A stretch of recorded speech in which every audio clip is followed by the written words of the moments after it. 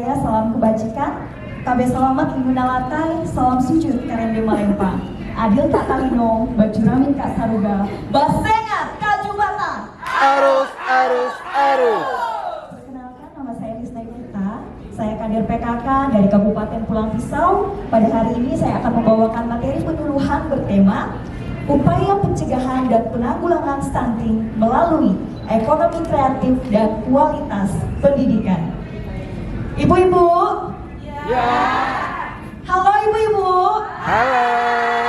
Sudah tahu apa itu stunting? Belum. Masa?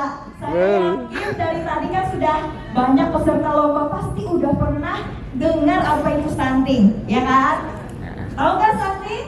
Belum. Ibu-ibu, stunting adalah suatu kondisi gagal tumbuh pada anak yang ditandai dengan tinggi badan anak tidak sesuai dengan usianya, atau dapat kita katakan pendek atau kerdil. Ya, nah stunting ini sejak usia masa kehamilan sampai usia anak berumur 2 tahun. Nah, biasanya selain pendek, perkembangan otak dan fungsi kognitif atau organ-organ tubuh lainnya itu terganggu. Jadi tidak cuma pendek ya ibu-ibu ya. Kalau cuma pendek nggak bisa kita katakan stunting kalau misalnya orangnya sehat, ya kan? Nah, ibu-ibu, stunting ini penyebabnya apa? Penyebabnya karena faktor multidimensi, diantaranya masalah gizi kronis, kemudian masalah infeksi, sanitasi lingkungan yang kurang bersih, kemudian pola asuh dari orang tua yang kurang tepat. Nah, lalu bagaimana cara kita menghindarinya? Tentu kita perlu memberikan makanan-makanan yang bergizi seimbang, bernutrisi bervariasi setiap hari. Nah, makanan yang bergizi seimbang itu seperti apa? Boleh dilihat kan di lembar balik yang saya sediakan di sini. Makanan yang mengandung karbohidrat, kemudian ada protein hewani, protein nabati, lemak, susu, sayur, buah-buahan. Nah, ini contoh makanan yang bergizi seimbang yang perlu kita berikan setiap hari. Di samping itu, kesehatan keluarga juga perlu kita jaga. Nah, di samping gizi-gizi seimbang ini ibu-ibu ya, kualitas pendidikan dari orang tua dan anggota keluarganya perlu kita tingkatkan. Caranya bagaimana?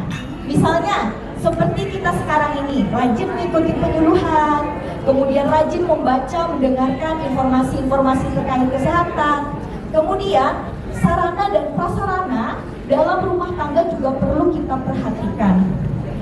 Tentu ini memang tidak mudah, tidak murah, namun kita perlu memenuhi hal-hal ini.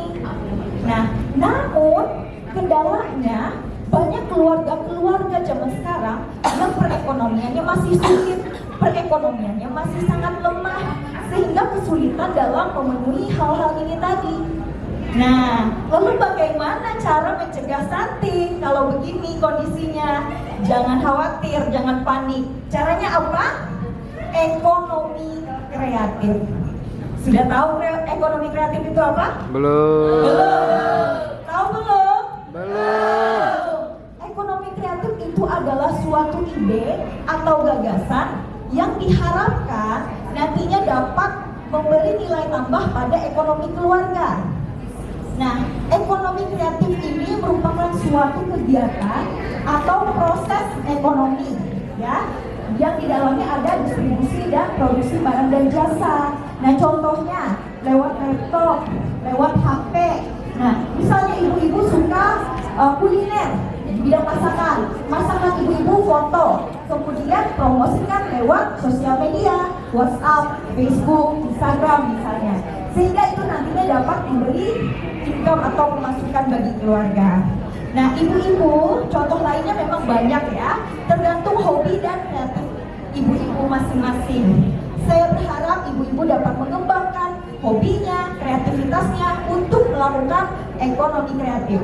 Demikian yang dapat saya sampaikan. Saya tutup dengan satu pantun. Jalan-jalan ke kota Palangkaraya. Cakep. Tidak lupa main ketang giling. Cakep. Ibu-ibu PKK semua.